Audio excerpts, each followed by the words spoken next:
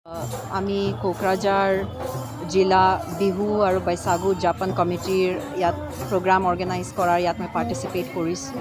বহুত ভাল লাগিল। মোৰ ফালৰ পৰা সকলোকে কোকৰাঝাৰৰ চবেই ৰাইজৰ মই মোৰ ফালৰ পৰা ৰঙালী বিহু আৰু বৈশাগুৰ শুভেচ্ছা জনাবলৈ বিচাৰিছোঁ। আৰু ইয়াত আহি বহুত ভাল পালোঁ। কোকৰাঝাৰৰ যি বিহুৰ ট্ৰেডিশ্যন আছে আগৰ পৰা সেইখিনি নিজৰ চকুৰ পৰা দেখিবলৈ পাইছোঁ আৰু গম পাইছোঁ যে আমাৰ ধৰ্মেশ্বৰ মজুমদাৰ বুলি কোনোবা আমাৰ ডাঙৰীয়া আছিলে, যিজনে বহুত কণ্ট্ৰিবিউশ্যনছ কৰিছিলে। এখন ট্ৰেডিশ্যন হিচাপে ইয়াত বিহুৰ উদযাপন কৰিছিলে, বিহু ডান্স কম্পিটিশ্যনছ কৰিছিলে।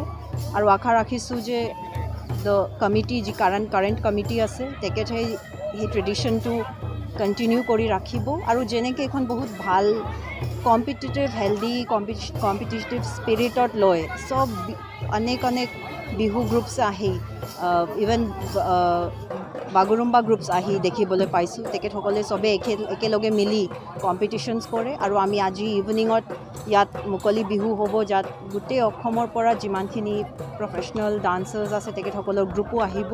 চ' ইমানখিনি সুন্দৰ এখন ভাল পজিটিভ এটমছফেয়াৰ এনভাইৰনমেণ্ট আনাৰ কাৰণে মোৰ ফালৰ পৰা মই আমাৰ বিহু কমিটি কোকৰাঝাৰ বিহু কমিটিক ধন্যবাদ দিছোঁ। কাৰণ এখন সুন্দৰ এখন স্পিৰিট বনাই ৰাখে। বিহুৰ যি আমি বিচাৰোঁ বিহুৰ সময়তে ভাল সময়তে এখন পজিটিভ এখন ভাল চেলিব্ৰেটৰী এটমছফেয়াৰ থাকিব লাগে, সেইখিনি ইয়াত লৈ আনিছে। এইটো দেখি বহুত ভাল পাইছোঁ। ৰাইজে মিলি 67তম ৰঙালী বিহু পালন কৰিছোঁ, আৰম্ভ কৰিছোঁ। আজি আমাৰ পুৱাৰ কাৰ্যসূচী ইতিমধ্যে সমাপ্ত হৈছে আৰু এই আমাৰ সমূহ অসমবাসীলৈ আমি বিহুৱলীয়া ওলগ জনালোঁ। আৰু আমাৰ এই 3 দিনীয়া কাৰ্যসূচী আছে। অহাকালি আৰু পৰহি আমাৰ এই 20 তাৰিখে আমাৰ শেষ হ'ব।